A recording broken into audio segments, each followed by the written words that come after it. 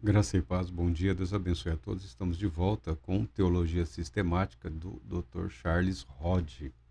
Mas antes vamos ler o texto aqui, o texto de 2 Pedro, capítulo 1, versos 20 e 21. Antes de tudo, sabei que nenhuma profecia da Escritura provém de interpretação pessoal, porquanto jamais a profecia teve origem na vontade humana, mas homens santos falaram da parte de Deus, orientados pelo Espírito Santo. Graças a Deus pela sua palavra. E vamos aqui a uma breve introdução, uma breve apresentação da doutrina do estudo. Homens inspirados, instrumentos de Deus.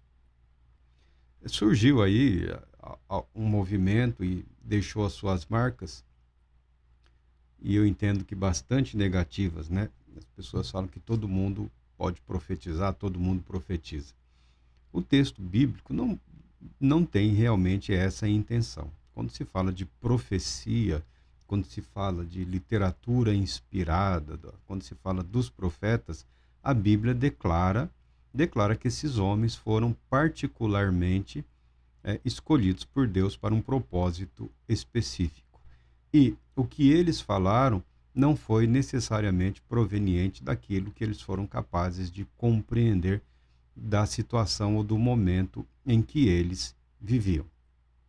Há meios de validar, entre aspas, ou de repensar a profecia. Há ferramentas, né? Há meios de estudo, há uma lógica, há uma estrutura lógica, há uma estrutura racional nisso tudo. Via de regra, a palavra profética, ela é lançada em direção ao povo por conta de um vínculo entre Deus e esse povo, entre Deus e esse indivíduo. Quando se fala de pacto, de aliança, até mesmo o pacto da graça, né? O evangelho da salvação pela graça mediante a fé, tá? Ele coloca o indivíduo num pacto, numa aliança, num compromisso entre duas partes, entre o ser humano e Deus. E Deus não só pode, como o faz. Ele, entre aqueles que a ele pertencem, ele separa alguns indivíduos para transmitir a sua palavra ao povo. Homens santos, homens inspirados, que são instrumentos de Deus. Nós vimos já que a inspiração por si só, ela não garante absolutamente nada no que diz respeito à santificação, à salvação, quando vimos casos como o de Balaão, né? Balaão, conhecido como, ele é o símbolo do falso profeta, né? Ele é um mercenário, ele é aquele que abençoa ou amaldiçoa segundo o pagamento. Quem pagava para que ele amaldiçoasse, ele amaldiçoava. Quem pagava para que ele abençoasse, ele abençoava. Balaão, ele simboliza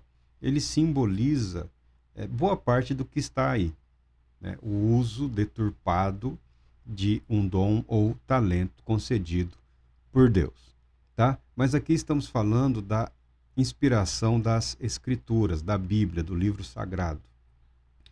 E o autor aqui fala que na doutrina da igreja como um todo, né, acerca da inspiração, os escritores sagrados, os escritores das Escrituras foram instrumentos de Deus, de sorte que o que eles ensinavam era Deus quem ensinava. Deve-se lembrar, contudo, que quando Deus usa alguma de suas criaturas como seus instrumentos, ele as usa em consonância com sua natureza. Ou seja, os anjos são usados como os anjos. Os homens são usados como homens. E os demais seres ou os elementos são usados como tais, tá? Não há uma alteração da constituição daquele indivíduo, daquela pessoa. Os homens são agentes inteligentes e voluntários, e como tais foram feitos instrumentos de Deus. Os profetas, quanto as mulheres chamam profetisas, né? Os profetas invariavelmente permaneceram seres conscientes e racionais. Como a Bíblia ensina, o espírito do profeta está sujeito ao profeta. Não há um controle mental, por assim dizer. Não há uma perda de consciência, não há perda de características humanas, o que torna a inspiração um milagre. É uma operação, é uma atuação de Deus, levando em consideração a consciência humana, as emoções, os sentimentos, a capacidade do indivíduo, e mesmo assim o Espírito de Deus guia, conduz, mas de maneira tal que a pessoa não perde a sua consciência. Todas as decisões tomadas são decisões da pessoa. Todo o mover, todo o vocabulário, tudo aquilo faz parte da vida, do dia a dia, daquele indivíduo, daquela pessoa.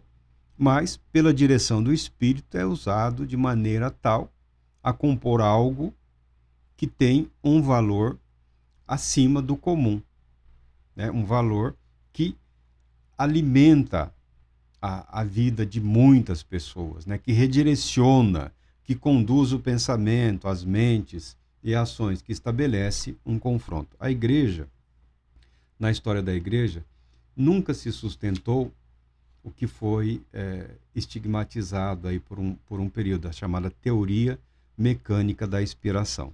Tá? A igreja nunca sustentou isso. Quando o apóstolo Paulo fala, e também a igreja nunca sustentou que todos são profetas. O apóstolo Paulo fala que em Coríntios nós vamos tratar disso mais especificamente, que todos podem profetizar. Tá. Ele diz que todos podem profetizar. Ele não diz que todos profetizam ou que todos estão aptos para profetizar, tá? E não diz que todos são capacitados pelo Espírito Santo para isso. Ele diz que conforme a Bíblia ensina, na presente era, esse mover gracioso do Espírito não está condicionado a um grupo seleto de indivíduos, tá? Não é porque a igreja ordenou alguns para pastores que o Espírito Santo está obrigado a comunicar a palavra inspirada através daquele indivíduo. Você não tem como forçar o Espírito Santo. Você não tem como obrigar o Espírito Santo a usar ou a deixar de usar uma pessoa, um indivíduo, porque aquela pessoa é querida ou não é querida pela igreja, pelo grupo, pela instituição, ou seja, por quem for. O que a Bíblia deixa claro é a noção de soberania de Deus nesse ato, nesse mover. É claro que isso não dispensa as pessoas de se dedicarem à palavra de Deus. Não dispensa as pessoas de fortalecerem as suas mentes, as suas consciências, o seu espírito com a palavra já inspirada por Deus. A profecia, ela tem as suas equivalências na igreja e na questão dos dons espirituais. Equivalência não significa que seja igual, equivalência não significa que seja a mesma coisa. Por exemplo, algumas pessoas hoje dizem, alguns grupos dizem, que não há mais profecia. O Espírito Santo não inspira mais ninguém no que diz respeito à palavra profética. Bom, observando e estudando o que tem sido dito em termos de palavra profética, nós não reconhecemos como tais. Há um grupo de indivíduos hoje que se diz profeta, como se isso fosse um ofício, fosse um título, como se fosse uma profissão, ou como se fosse uma posição hierárquica na escala da igreja. Voltou essas coisas aí, tem um grupo de pessoas que se dizem profetas. Na história da igreja, a primeira coisa a ser questionada é o seguinte: recebe salário? Cobra cachê? Pede dinheiro? Então, é falso profeta. É assim que a igreja tratava as pessoas que queriam se apresentar como profetas. Você é porta-voz de Deus, que Deus te sustente.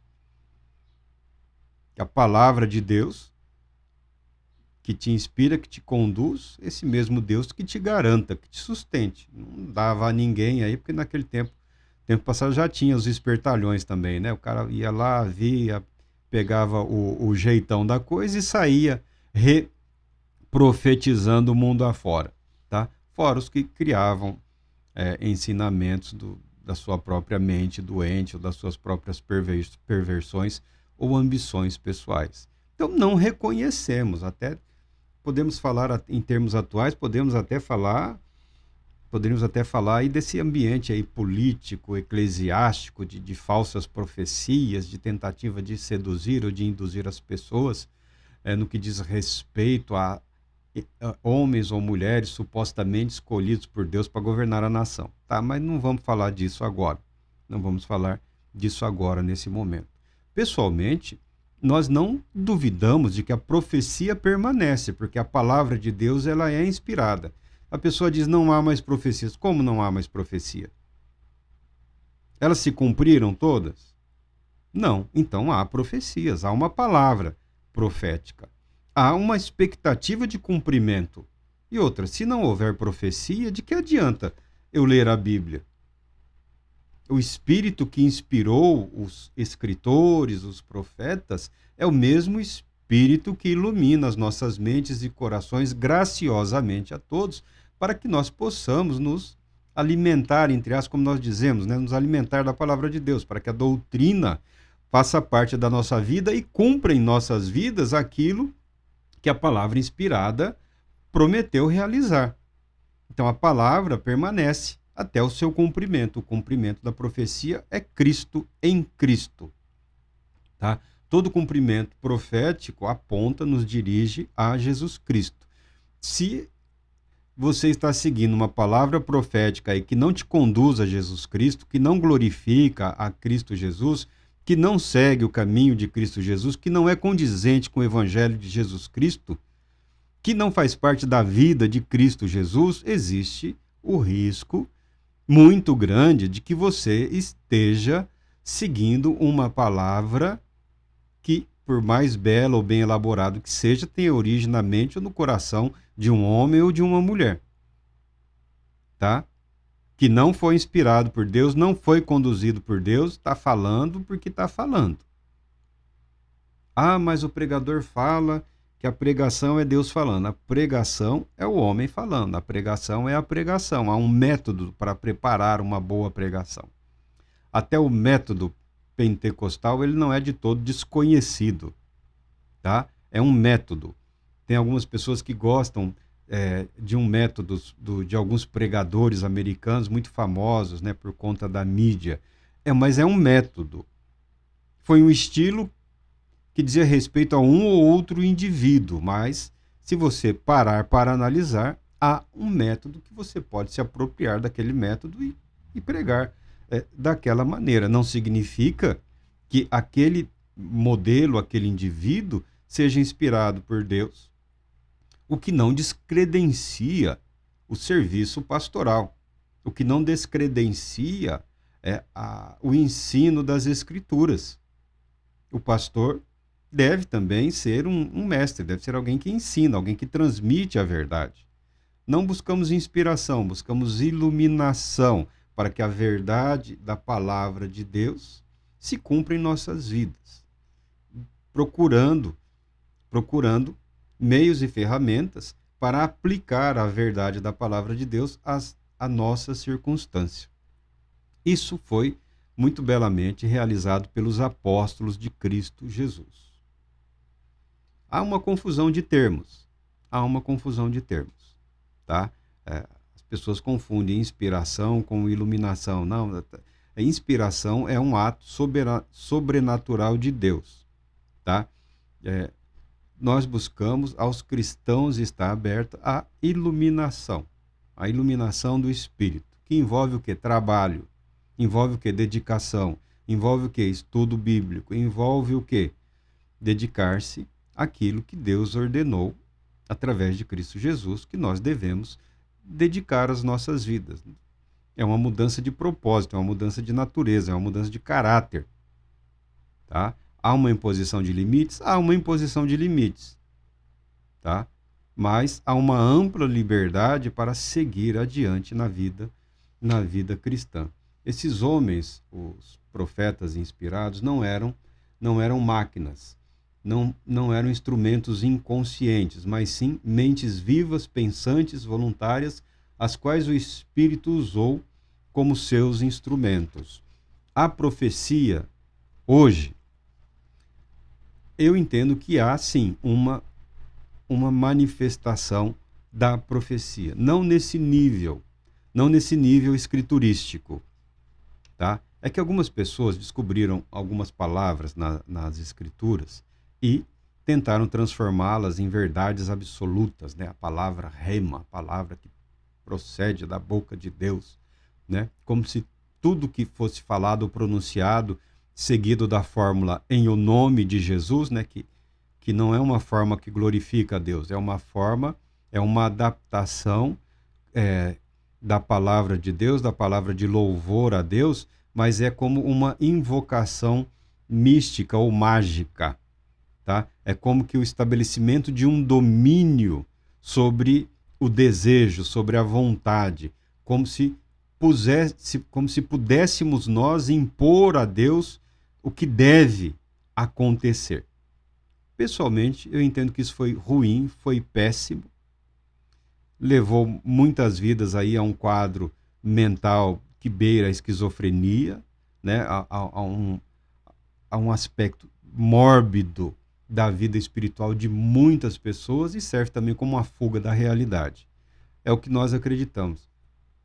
Deus se manifestou na história humana, na realidade.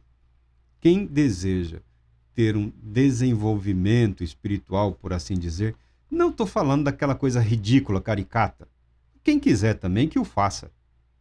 Se alguém acha que para ser espiritual tem que pôr uma roupa diferente, um cabelo diferente, uma barba diferente, tem que cobrir aqui, esconder ali ou mostrar qualquer outra coisa, que o faça. Não é isso que me interessa. Não é isso que me interessa. Algumas pessoas se dão bem com caricatura. Algumas pessoas estão felizes. E não é isso que nós queremos mudar. Nós queremos falar o que a Bíblia aqui permite. O compromisso com a realidade é fundamental para quem quer ingressar nesse caminho da espiritualidade. Compromisso com a realidade. Não tente fugir da realidade, porque é na realidade que o milagre acontece, não é no mundo da imaginação, não é no mundo do delírio, não é no mundo da fantasia ou num suposto mundo espiritual. Que falou espiritual já parece que tem que todo mundo aceitar que é uma verdade absoluta. Não, não é. A Bíblia exige que se vasculhe, que se prove, que se analise. É nisso que aí muita gente é descredenciada, muito embora, devido ao estado de sofrimento humano, as pessoas queiram acreditar em absolutamente tudo, ou como foram induzidos, têm medo de questionar.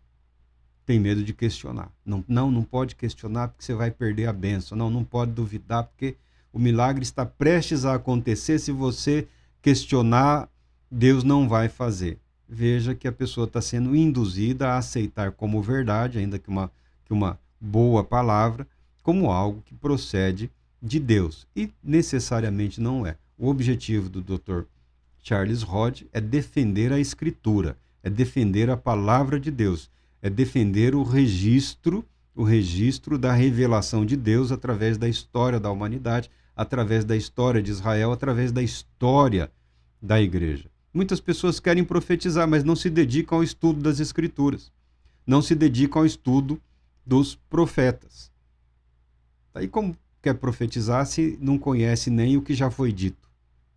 Tá? Então, quando estudarmos a questão dos dons espirituais, vamos ver aí alguma coisa nesse sentido. A princípio, o Dr. Charles Hodge, ele defende isso que nós estamos falando. Não há razão para crer que a operação do Espírito da inspiração se revelou na consciência dos escritores sagrados mais do que suas operações de santificação se revelam na consciência do cristão. Como o crente aparenta agir por si mesmo e de fato age movido por sua própria natureza, assim pessoas inspiradas escreveram da plenitude de seus próprios pensamentos e sentimentos e empregaram a linguagem e os modos de expressão que para elas eram os mais naturais e apropriados. Não obstante, falaram movidos pelo Espírito Santo e suas obras eram obras dele, obras do Espírito Santo. Por isso, o apóstolo fala que nenhuma profecia provém de particular esclarecimento ou entendimento, tá? Não significa que os profetas não se dedicassem ao estudo e à compreensão da lei e dos profetas, dos escritos sagrados. Ele está dizendo que o resultado decorre do mover do Espírito Santo, da inspiração do Espírito Santo, conduzindo aquela vida pelos caminhos que são normais e naturais ao indivíduo. Ao indivíduo. Muitas pessoas buscam o êxtase. O êxtase pode ser alcançado, um estado de êxtase, de excitação mental, que às vezes leva ao descontrole emocional, né? Pode ser alcançado de muitas maneiras, não significa que seja o Espírito Santo que está produzindo aquele estado. Muito pelo contrário, via de regra,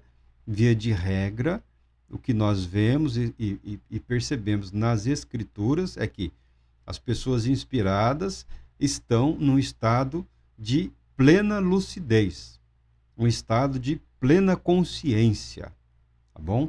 Deus Todo-Poderoso te abençoe, te proteja e te conceda paz, muita paz.